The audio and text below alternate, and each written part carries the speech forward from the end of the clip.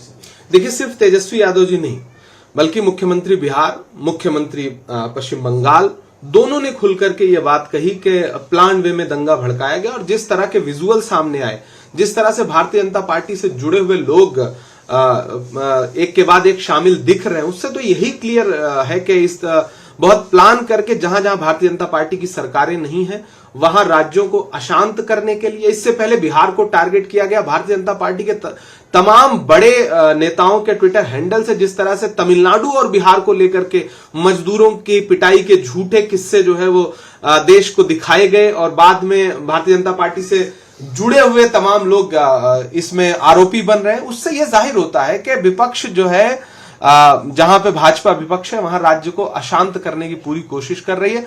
गृह मंत्रालय एडवाइजरी जारी कर रहा है। मुझे तो हैरत है कि गृह मंत्री जब बिहार पहुंचते हैं तो शांति की अपील करने के बजाय मंच से यह कहते हैं कि मुझे 40 की 40 सीटें यहां पे जितवाइए ताकि अगली बार दंगा ना हो सके।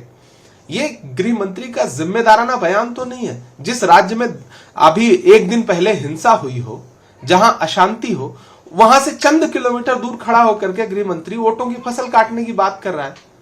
तो इससे तो जाहिर होता है कि गृह मंत्रालय कितना संजीदा है इन मसलों को लेकर के। और बाद में एडवाइजरी क्यों जारी करना? क्या गृह मंत्रालय के पास इनपुट नहीं है?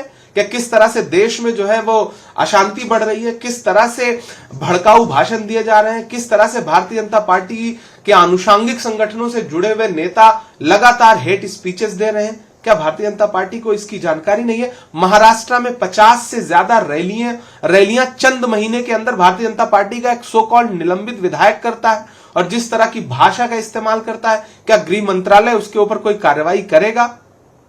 यह जवाब सबसे पहले गृह मंत्रालय को देना चाहिए। एडवाइजरी जारी कर देना कौन सी बड़ी बात है? आप वोटों की फसल काटने के बजाय कम से कम देश को शांत रखने की सबसे पहले तो अपील करिए।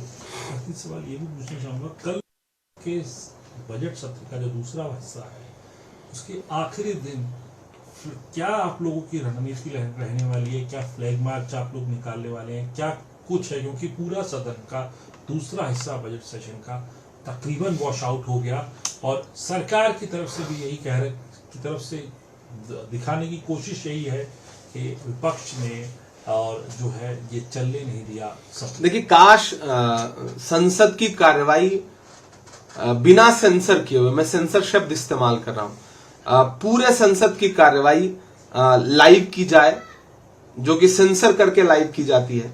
सारे कैमरे, जितने कैमरे लगे हैं, सबके शॉट्स ओपन करके देश को दिखाए जाएं, तो देश को पता चलेगा कि संसद किसने नहीं चलने दी पूरे सत्र में। भारतीय जनता पार्टी के सांसदों ने, भारतीय जनता पार्टी सरकार ने एक भी दिन, एक भी मिनट संसद नहीं चलने दी है। आज भी जिस तरह का हंगामा आपने राहुल गांधी को संसद से निकाल दिया अडानी पर सवाल पूछने की वजह से, और आज भी भारतीय जनता पार्टी का chief whip, Bharatiya Janata party के नेता खड़े होकर के राहुल गांधी माफी मांगो के नारे लगा रहे थे।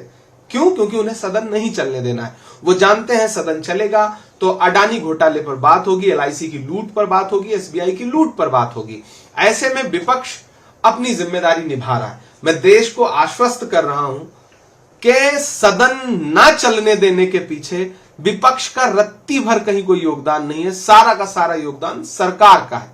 कल आखिरी दिन है, हमें आशा है कि कल सदन चलेगा, लीडर ऑफ अपोजिशन को बोलने दिया जाएगा, हमारे नेता सदन को बोलने दिया जाएगा, जिसकी हमें बिल्कुल उम्मीद कम है, लेकिन आशा है। नहीं बोलने दिया जाएगा तो हम सदन के अंदर नहीं बोलेंगे, तो बाहर निकल करके सड़क पर बोलेंगे। हम कोशिश करेंगे कि समूचा विपक्ष एकजुट होकर के देश को बताए कि सरकार ने संसद को एक भी दिन चलने नहीं दिया। नमस्कार, मैं हूं मानक गुप्ता। अगर आपको हमारा ये वीडियो पसंद आया हो तो इसे लाइक और शेयर जरूर करें, और हां, हमें सब्सक्राइब और फॉलो करना ना भूलें, ताकि आप देश और दुनिया की कोई खबर मिस ना करें। तो जुड़े रहिए हमारे साथ और देखते रहिए न्यूज़ 24।